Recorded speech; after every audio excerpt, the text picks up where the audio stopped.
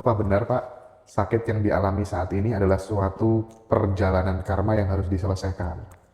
Salah satunya, karena kan ketika kita sakit sekarang, pasti salah satunya adalah akibat dari perbuatan-perbuatan kita dulu. Misalnya, dulu kita banyakan diam, itu kan juga sebuah perbuatan. Diam pun sebuah tindakan atau karma. Bahwa kemudian gara-gara kita lama diam, tubuh kita jadi kaku dan sakit-sakitan, ototnya, nah itu kan bagian dari pahala karma. Dulu misalnya kita banyak makan makanan yang mengandung lemak, bahwa sekarang kita menjadi banyak kolesterol, itu juga bagian dari itu. Ya, jadi ada karma berupa makan, minum, semua itu karma. Nah, ada juga yang memang membawa dampak dari kehidupan masa lalunya. Kenapa kemelekatan itu menciptakan penderitaan? Itu pengingat bahwa kemelekatan itu menderitakan. Jadi kalau kita nggak mau menderita, belajar melepas. Iya. Bapak Damai Karyawan, ini nampaknya banyak banget yang lagi butuh sentuhan, wejangan, nasihat dari Guru Wayan ya malam ini. Apa benar, Pak, sakit yang dialami saat ini adalah suatu perjalanan karma yang harus diselesaikan? Salah satunya, karena kan ketika kita sakit sekarang, pasti salah satunya adalah akibat dari perbuatan-perbuatan kita dulu. Misalnya, dulu kita banyakan diam, itu kan juga sebuah perbuatan. Diam pun sebuah tindakan atau karma. Bahwa kemudian gara-gara kita lama diam, tubuh kita jadi kaku dan sakit-sakitan, ototnya, nah itu kan bagian dari pahala karma. Dulu misalnya kita banyak makan makanan yang mengandung lemak, bahwa sekarang kita menjadi banyak kolesterol, itu juga bagian dari itu. Ya, jadi ada karma berupa makan, minum, semua itu karma. Nah, ada juga yang memang membawa dampak dari kehidupan masa lalunya. Jadi itu banyak juga cerita-cerita tentang di buku Journey of Soul, ada orang sakit bukan karena apa yang dia lakukan sekarang, tapi pada apa yang dia lakukan di kehidupan terdahulu. Jadi ada kasus di mana dia secara fisik tidak ada sakit apa-apa, tetapi dia merasakan tenggorokannya sakit. Diperiksa THT di luar negeri, di Amerika, nggak ada apa-apa. Ternyata setelah di hipnoregresi, dia membawa ingatan akan rasa sakit itu ketika dia dulu adalah seorang anak bangsa Inggris yang bermigrasi ke Amerika. Yang di perjalanan di padang rumput itu dipanah oleh bangsa Indian, suku Indian dipanah. Nah, si anak kecil itu terpanah pas di lehernya. Dan dia keluar dari tubuhnya yang mati karena pendarahan. Dia masih merasakan sakitnya. Penolakan atas kematiannya karena terpanah lehernya itu. Bagaimana bisa dia membawa ingatan itu pada kehidupan berikutnya? Itu yang saya kenal, saya ceritakan tadi sebagai mano maya kosa. Lapisan maya pada ingatan pikiran. Itu terbawa. Nah, dia membawa itu, ketidakterimaannya atas kehidupan terdahulu itu. Nah, begitu dia dibimbing oleh Dr. Michael Newton untuk menyadari bahwa tubuhnya itu sudah lewat, kehidupan itu sudah berlalu dan dia harus ikhlas melepas, seketika begitu dia dibangunkan dari hipnosisnya, dia lupa. Pernah sakit seperti itu. Ini contoh melepas itu membuat kita gampang sembuh. Contoh nih, ada kuman masuk, ketika tubuh melepaskan dengan bersin, kita sehat. Ketika kuman masuk ke saluran tenggorokan, dilepaskan dengan batuk, kita sehat. Begitu masuk ke dalam rongga mulut, dilepaskan lewat muntah, kita sehat, nggak jadi sakit. Begitu masuk ke pencernaan, kita lepaskan dengan diare, kita sehat. Jadi pelepasan itu menyehatkan kalau kita melepaskan hal-hal yang menjebak kita dalam kemelekatan tadi. Apalagi itu adalah hal-hal yang buruk. Misalnya kita melekat pada kemarahan, pada dendam masa lalu. Itu terbawa juga sampai sekarang. Katanya siapa nih? Birendra, 17 bukunya Pak Wayan, saya sudah beli semua. Aku tuh punya temen ya, dia itu clipper lah, video-videonya Ngaji Roso gitu. Jadi dia jual Saat Semesta Bicara itu ratusan buku. Gila sih itu. Terima kasih banyak membantu pesana yang Ibu Semesta. Saya ingin belajar dengan Bapak untuk penyembuhan sakit autoimun, benjolan, dan banyak yang nggak nyaman di tubuh saya tanpa obat. Gimana caranya, Pak? Dulu saya ketika alergi, bersin-bersin kan, bersin-bersin sampai sesak asma gitu. Itu tahun 1997. Mulainya dari saya SMA bahkan, sering pilek. Hidung saya gatal terus bersin-bersin. Pak. Lalu saya harus minum obat antihistamin. Karena seorang dokter kan tahu obatnya apa. Maka saya berpikir setelah saya capek minum obat, tahun 97 itu saya bilang pada tubuh saya, oke, kita berhenti minum obat. Setiap malam lalu saya katakan, mulai malam ini seluruh tubuh saya bebas dari alergi. Napas saya lega, hidung saya lega, seluruh tubuh saya lega. Saya katakan itu berulang-ulang terus. Dan sejak itu sampai sekarang nggak pernah kumat. Hmm. Nah, autoimun adalah suatu kondisi di mana tubuh melawan dirinya sendiri. Ini mirip seperti kalau kita punya perusahaan, antar departemen berkelahi satu sama lain karyawannya. Kalau kita sebagai manajemen bisa mendamaikan mereka, biasanya mereka akan hidup berdampingan dengan damai. Hal yang sama terjadi ketika kita mendamaikan seluruh sel-sel kita yang saling bertikai, yang memunculkan kondisi autoimun tadi.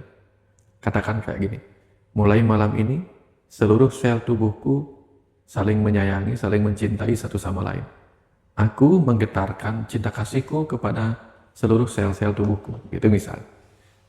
Nanti pancarkan energi cinta kasih itu, sehingga setelah sekian waktu, sel-sel lama yang tadi bermusuhan mati, tergantikan sel-sel baru.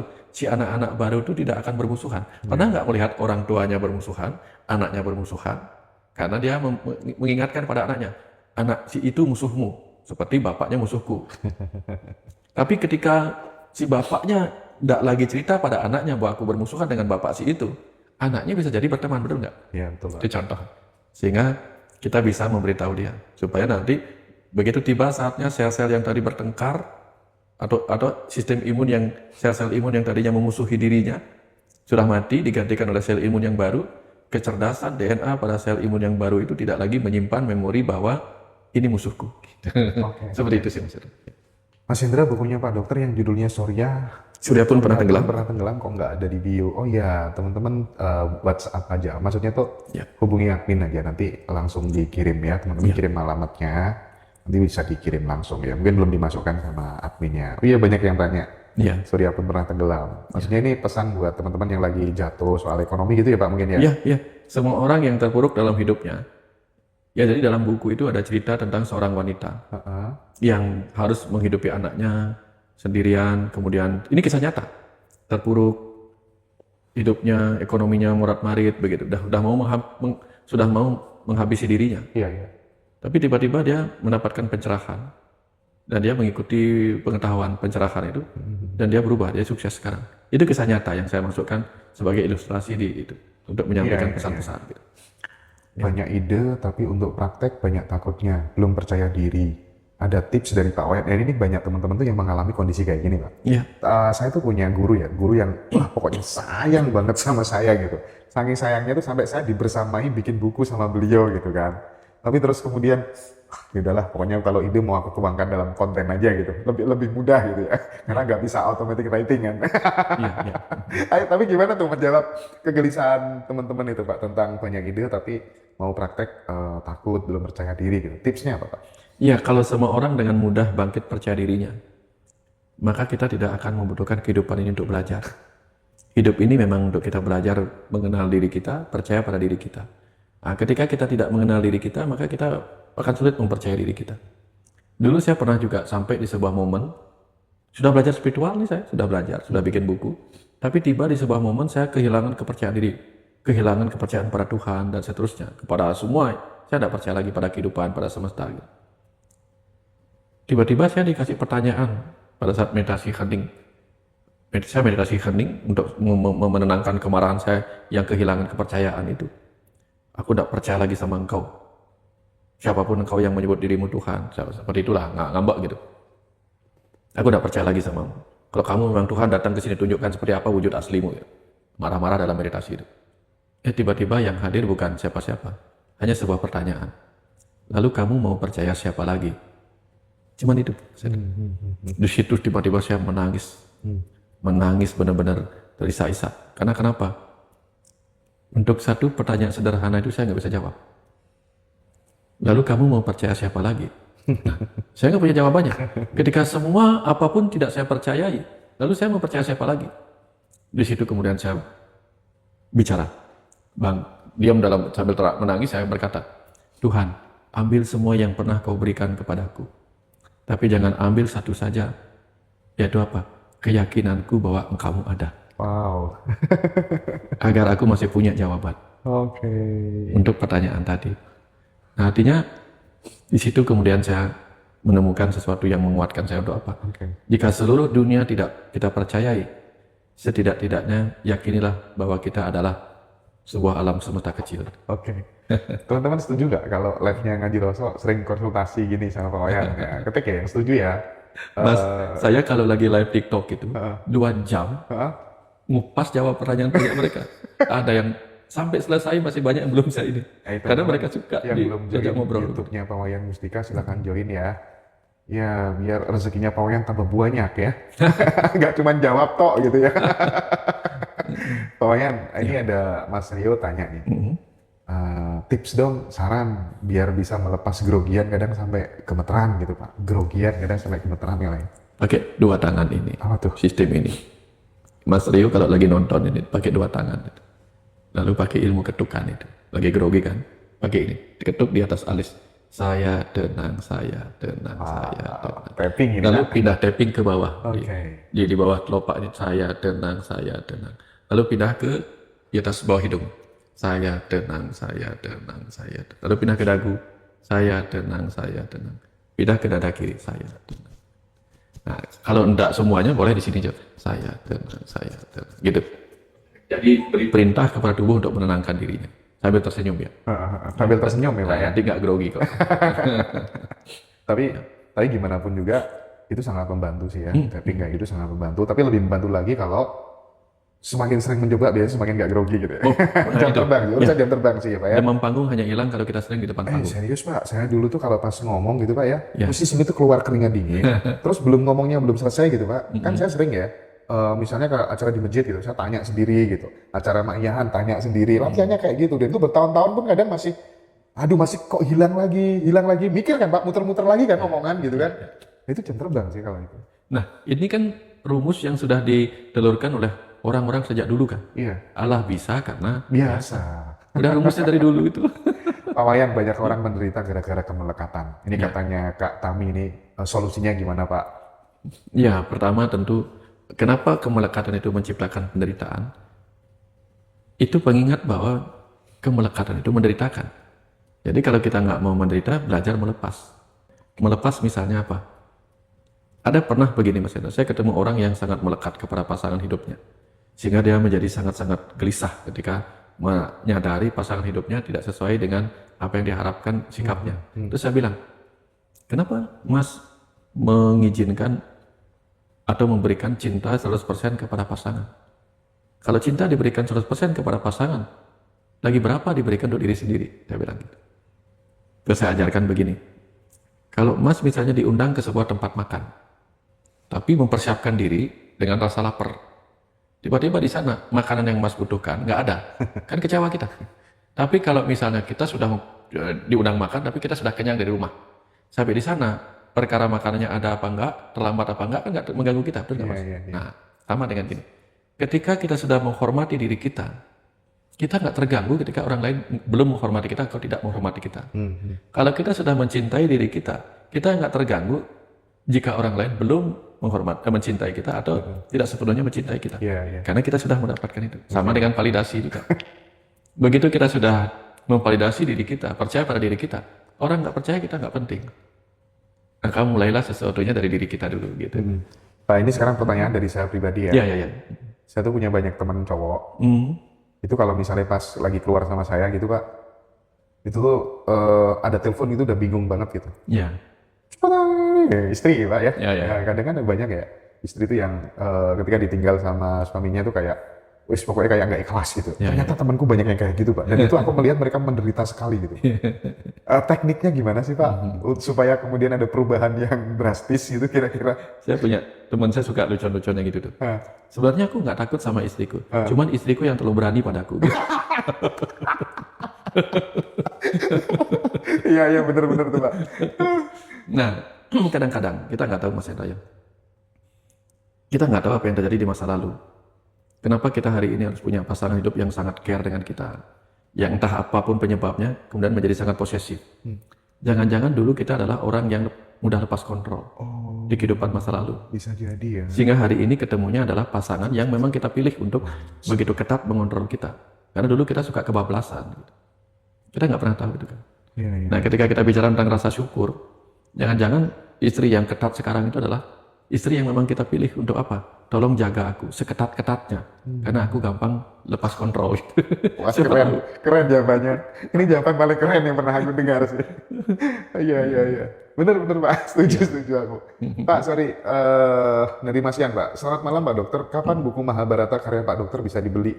Pre-order di Ngajiroso bisa ya Pak? Boleh, Ya? boleh. Berapa minggu lagi kira-kira? Sekitar Februari lah. Februari Pertengahan ya, Februari. ya. Ya, Silakan bisa pre-order dulu. pertengahan Februari. Ya. Iya, teman-teman. Aku mungkin kasih 2 pertanyaan lagi ya. Selanjutnya nanti mungkin bisa besok sekitar pukul 9:30 Ya. Wita kali ya, teman-teman ya. Mohon pencerahannya, Pak Wayan. Saya seorang single mom. Saat ini usaha saya lagi terpuruk, pengen bangkit lagi. Nasihatnya apa, Pak? Saya membutuhkan data lain sebenarnya. Single mom itu artinya single mom anak berapa, anak umur berapa, atau anak berapa. Apakah anak sudah bisa diandalkan untuk membantu meringankan beban? Anggap aja belum, Pak. Nah, anggap belum. Kalau belum, maka jangan lupa. Di kehidupan ini banyak, kalau kita lihat di hewan-hewannya, ada banyak induk-induk yang bisa bekerja keras untuk anaknya. Karena apa? Dia bisa mengorbankan diri untuk anaknya. Saya melihat seekor gurita. Gurita itu bertelur. Lalu dia menjaga telurnya terus-menerus sambil dia puasa, dan begitu telurnya menetas dia mati. Tapi sebelum mati dalam kondisi sekarat, saya tanya waktu itu di depan layar TV, saya tanya, kamu kenapa sampai tidak makan-makan, sampai mengorbankan dirimu? Terus apa jawabannya? Jika aku mati demi anak-anakku, itulah pengorbanan terbaik yang bisa aku lakukan. Dia bilang begitu. Nah, jadi dengan cara seperti ini, ketika muncul dorongan kuat untuk mengatakan seperti ini, Tuhan, terima kasih Engkau telah menitipkan anak-anakmu kepadaku. Jika bukan karena kekuatanmu, maka aku tidak mungkin diizinkan berada dalam situasi seperti ini. Aku percaya aku akan menemukan kekuatan terbesar dalam diriku. Gitu. Itu yang pertama. Yang kedua, harus dipahami dalam dunia biologi. Ada DNA mitokondrial. Mitokondria itu adalah pembangkit energi dalam tubuh, dalam sel. DNA mitokondrial itu hanya diberikan oleh seorang ibu. Artinya apa? Pembangkit energi itu, DNA-nya diberikan oleh ibu. Maka ibu itu mempunyai kekuatan luar biasa. Nah, dan jangan lupa, walaupun yang dikenal sebagai Raja Singa itu adalah singa jantan, tetapi yang berhasil mendapatkan mangsa adalah singa-singa betina. Pertanda semesta sedang mengajarkan bahwa apa? Hati-hati dengan kekuatan seorang wanita. The power of mama. The power of mama. Nah, dari sana begitu percaya dirinya muncul, semua power itu akan muncul.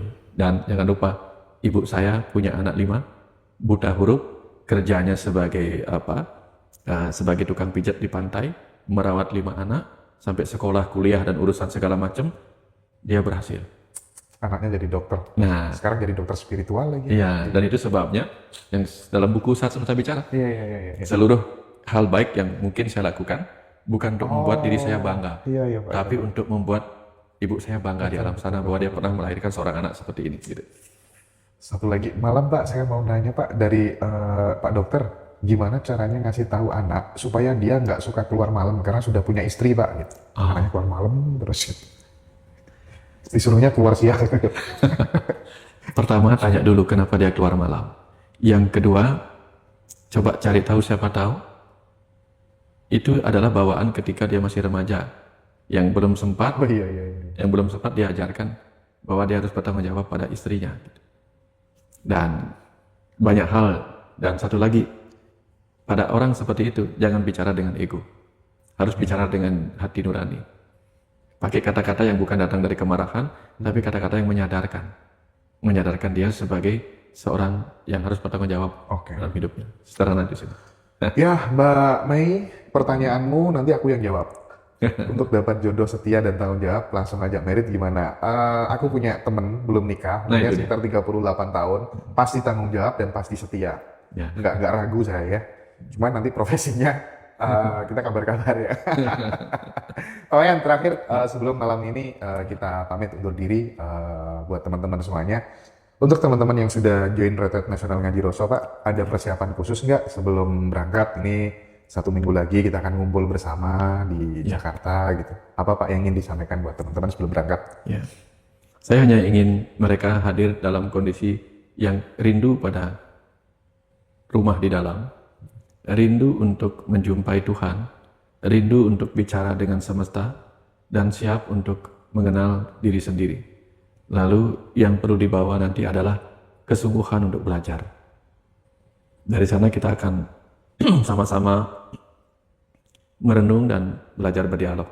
Nanti masing-masing kalau memang tidak disiapkan di sana, bawa buku kosong sama pulpen yang lancar untuk dipakai menulis. Nanti kita akan belajar untuk membaca diri kita, membaca semesta, bertanya, berdialog, dan bahkan memberi nasihat pada diri kita sendiri. Itu yang akan kita lakukan nanti. Kita siapkan nanti Pak, panitia nanti akan menyiapkan buku, ballpoint gitu ya. Teman-teman nanti juga dapat t-shirt gratis, itu sesuai ukuran. Terus kemudian dapat kamar untuk menginap, terus kemudian makan 3 kali, cafe break ya, dan lain-lain. Pokoknya kita optimalkan supaya teman-teman mendapatkan sesuatu yang luar biasa.